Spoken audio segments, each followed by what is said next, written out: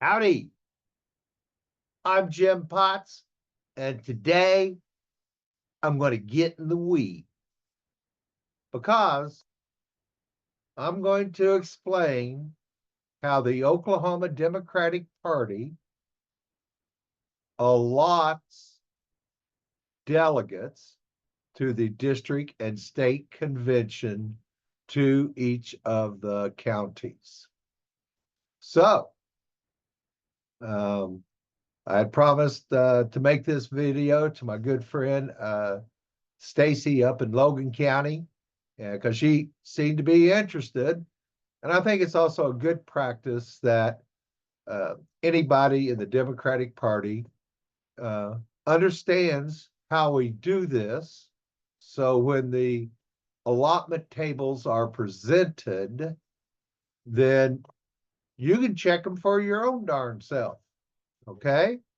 And that's what I did in 2023. And that's why I had a leg up on this thing. My background's being a little funny, so I'm going to change that up a little bit. We're going to go with just the old blur. And now for the screen share.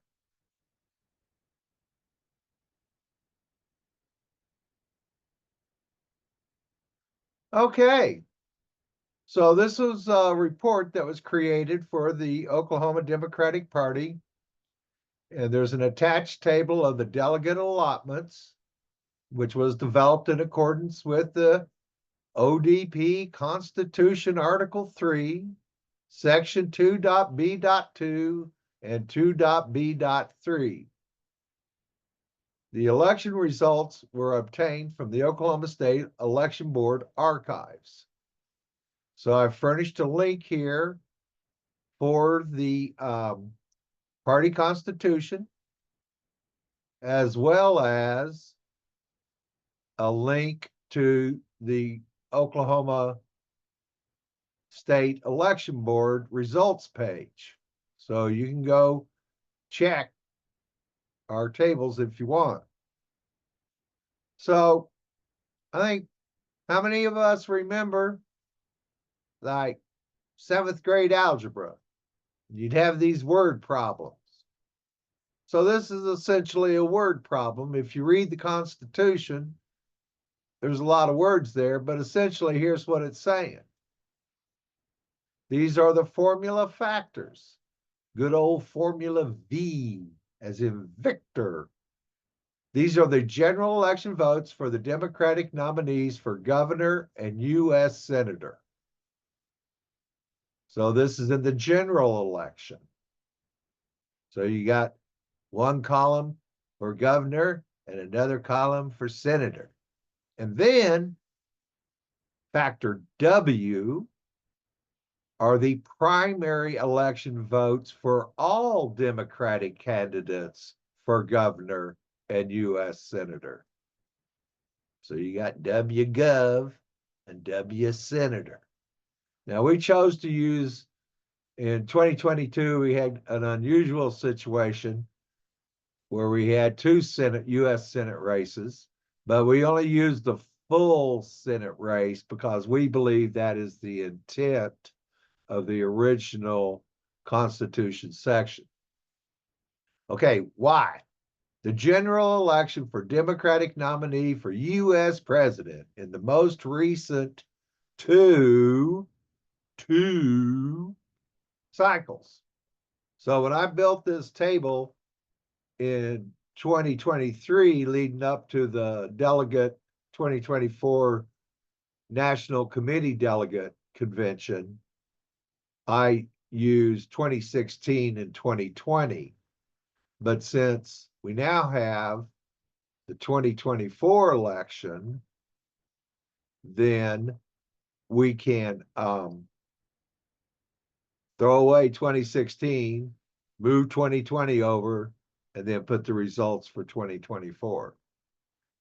So you sum up all the votes cast in these 6 races to get the big Z, right? So that number is all the votes cast in all those elections statewide. And it's like 2 million or something. We can look here in a sec. So here's the basic formula. You take the general election for governor and senator, the primary election for governor and senator. This is by county. The 2020 presidential election and the 2024 presidential election, Y, and you add all those up, and then you divide them by the big Z, which is about 2 million something. And it creates a fraction of your county's total vote against the entire state's total vote. We allocate 416 delegates total. So that fraction times the 416 is how many county delegates to the district and state conventions you get based upon how you got your county to turn out in these 6 elections. Okay.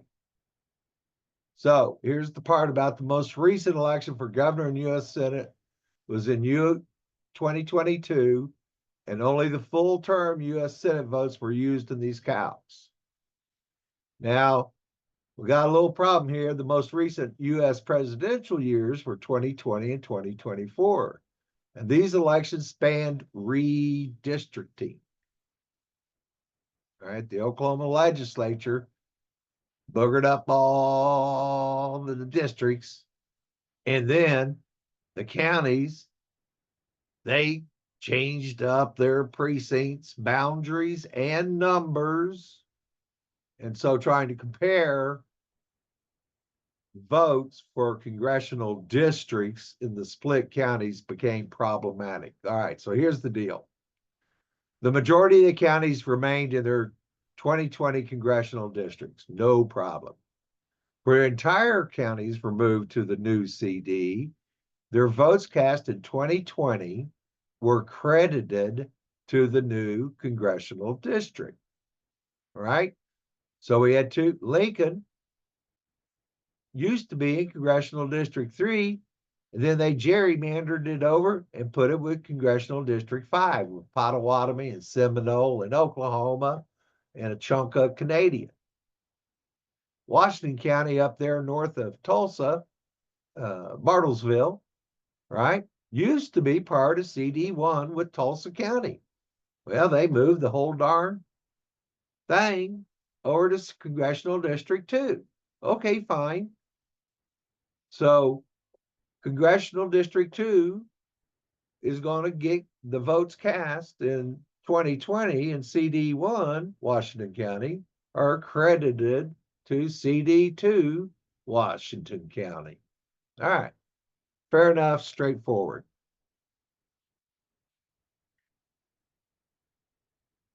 We have split counties. So newly split. CD3 used to be, well, Logan County, which is north of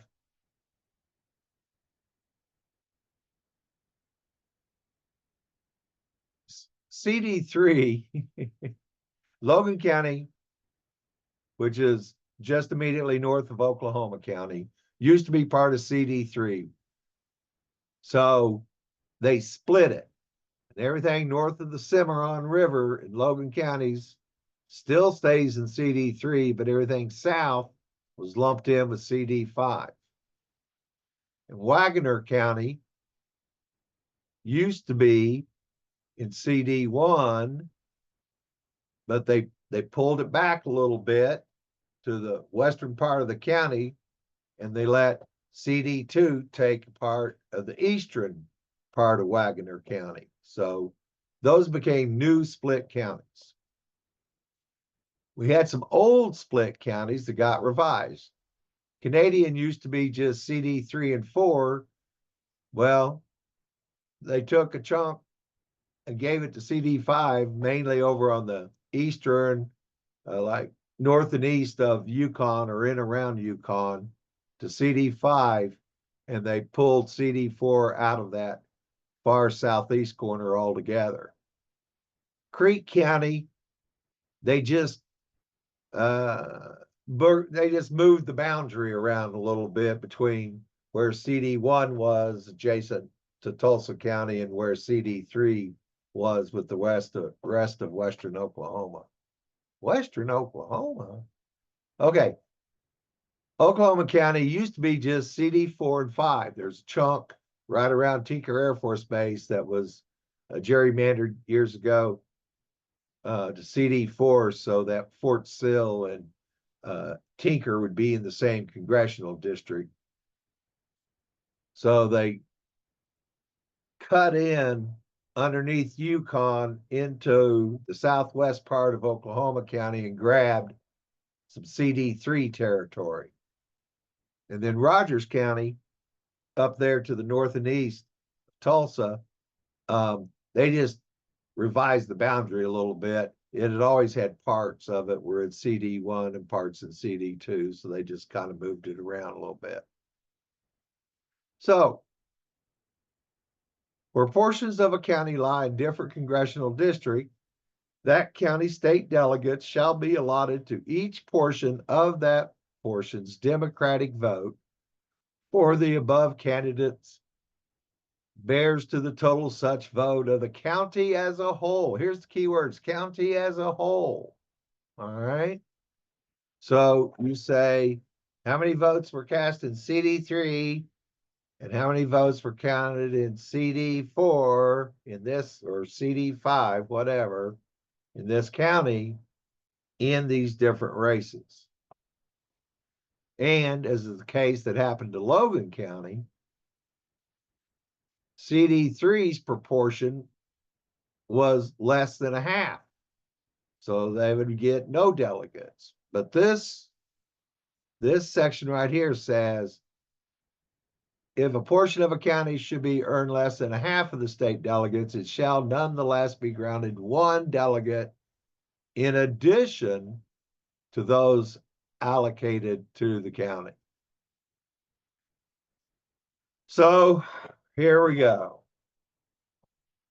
The U.S. presidential votes in 2020 were credited to the new CDs within a split county. And although redistricting included redrawing and renumbering of the precincts within a county, many precincts or areas of a county were easily discerned. Like that chunk of Canadian that used to be in CD4, well, it's all of that chunk went into CD3. So no problem. Okay. One resource that we used was OU Center for Spatial Analysis, CSA, and particularly uses their web apps, which is pretty cool. It's hard to get a good print off of it, so I don't like it that much. But the web apps by county viewer. So when you get onto the CSA's website, you'll see maps, web maps by county viewer.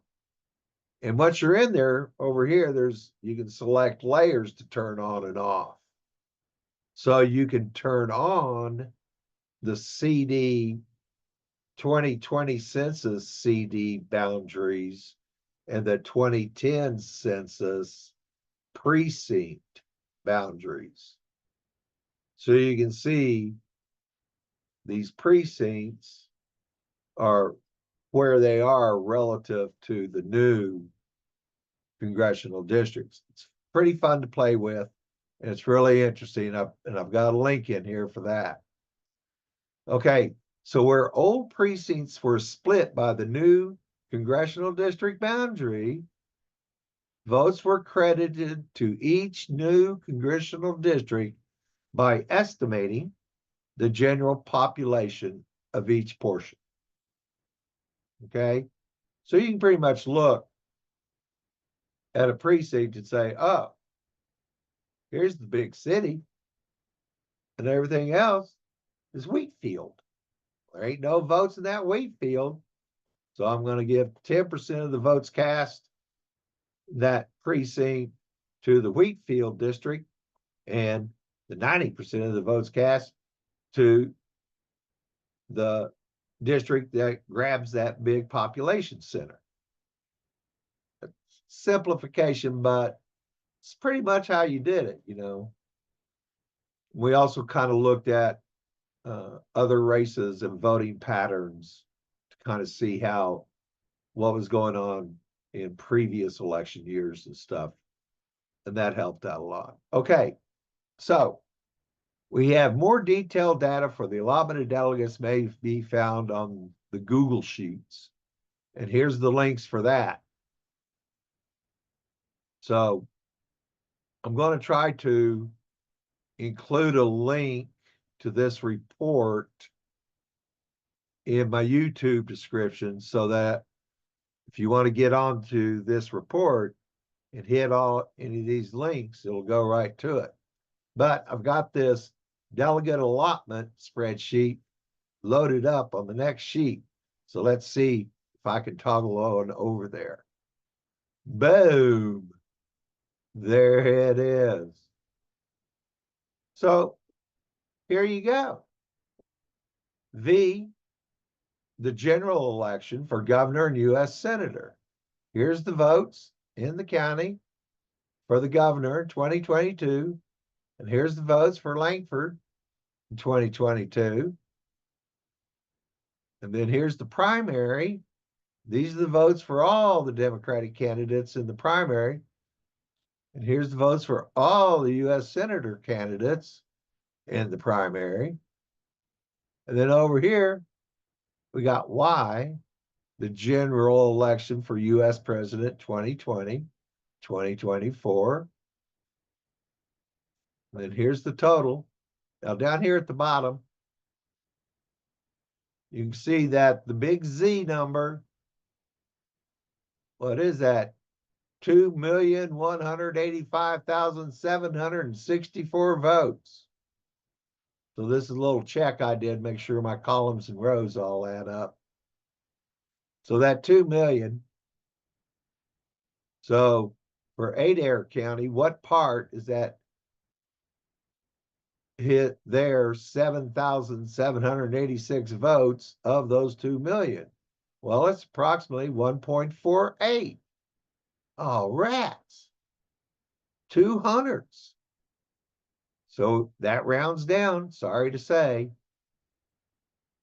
And then here's what they had in the 2023 delegate table revision January 10th. Okay.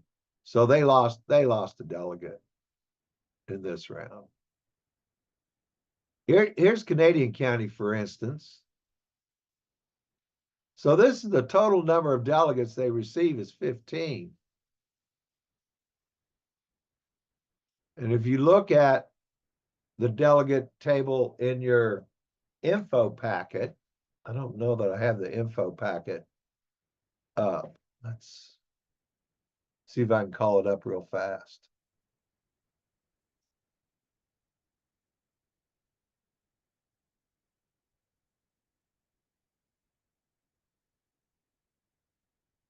There she blows. Oh, it's page 25. I know it. Okay, so here we go. This is what you received in your info packet, your guide on how to conduct your county conventions. And you can see Canadian County, right? Their total delegates were 15. And in Congressional District 3, Congressional District 3 gets 6, and Congressional District 5 gets 9. Intuitively, if you know anything about where that district line is in Canadian County, that eastern portion of Canadian County is a lot more heavily populated than the rest of the county. Okay. So it feels about right. But this is where it all starts, is on this table. first you got to figure out how many delegates does the county get as a whole. And if it's a split county, then you get into the slicing and dicing of how many delegates they get each. Let's take a look at Logan County. Okay, so here's Logan.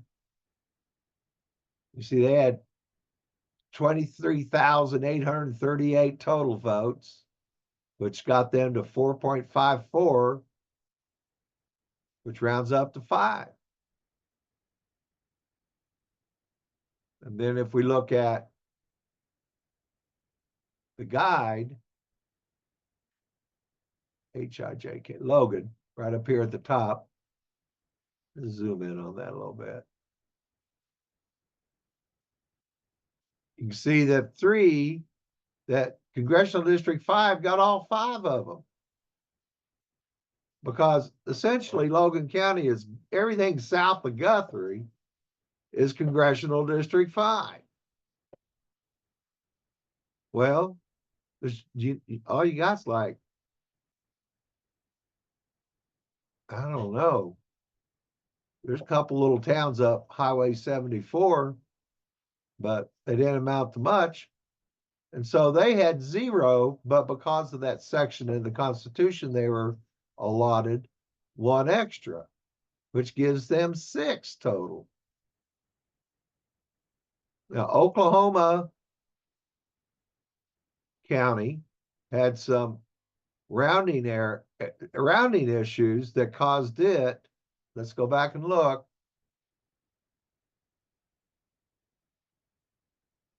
Oklahoma should have only gotten 113, but because of the way the proportions broke down, they got 114 because there was some rounding things going on between the congressional districts. So the total number of delegates is not 416, but 418. So I think that's pretty good and fair and all in accordance with the Constitution and bylaws. So I hope this explanation helps you out a little bit. And all this is available for your review if you want to check my numbers. But, you know, my good friend, Josh, the van guy over there at ODP HQ, I furnished my old one from 2023 to him. And then he shuffled the 2020 over here. And then he put in all the data for the 2024. And then I checked his work. He checked mine, all the stuff I'd done before. And so we're really confident and happy. And we think this is a true and fair allotment of the delegates for the state and district conventions. Okay, so stop share.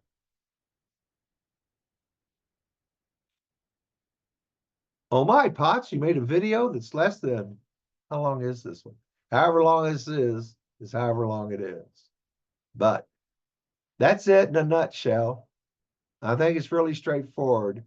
And I'm glad that this will be available because in years past, they just put out the numbers and the county chair says, we got 5 delegates. You know, nobody knows where they came from because this word problem in the Constitution was made my head hurt. But now we got a Google spreadsheet and we don't have to do any arithmetic. All we got to do is copy numbers from the election board, stick them in our table. Boom. It'll happen. All right, y'all. We love you. Looking forward to seeing you at convention, whether it's county. Oh, precinct organizing. Don't forget. Check your local county. See when those precinct organizings are. You should be getting a call. May have already received the call. All right. We're on top of it. We're here to help you. You can always call me, 405-306-5629. You got my My party email is cd3 dot vice chair, one word, no hyphen, at okdemocrats.org. There it is. See ya.